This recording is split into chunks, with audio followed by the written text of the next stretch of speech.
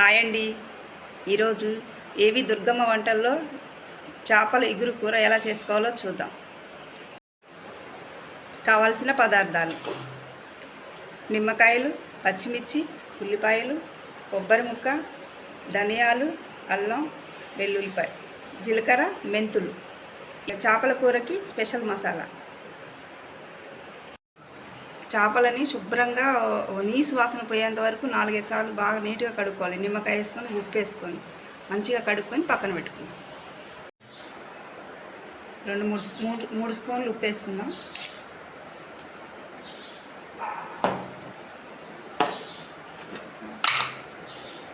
కారం, ముక్కలకి ఉప్పు, పసుపు, కారం వేసుకొని కలుపుకొని పక్కన పెట్టుకుందాం. ఉప్పు బాగా ముక్కలకు పట్టి మంచిగా వాసన లేకుండా ఉంటుంది, కమ్మగా ఉంటుంది. హాఫ్ స్పూన్ పసుపు. చూడండి, ప్యాన్ పెట్టుకొని ఆయిల్ వేసుకున్నాం. దీంట్లో కొంచెం చెక్క, చిన్న చిన్న ముక్కలు 2-3 లవంగాలు,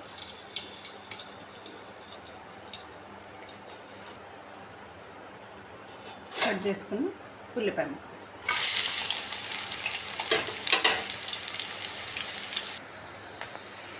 ఉల్లిపాయ చూడండి ఇట్లా చక్కగా ఫ్రై అయింది. ఇప్పుడు మనం చేపల కోసం తయారు చేసుకున్న మసాలా చూడండి వేసుకుందాం.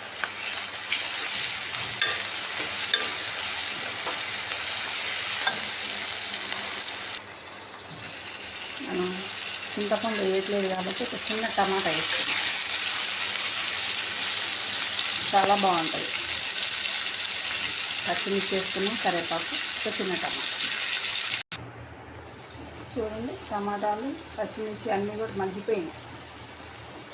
ఇప్పుడు మనం మ్యారినేట్ చేసుకొని పెట్టుకున్న చేప ముక్కలు వేసుకున్నాం.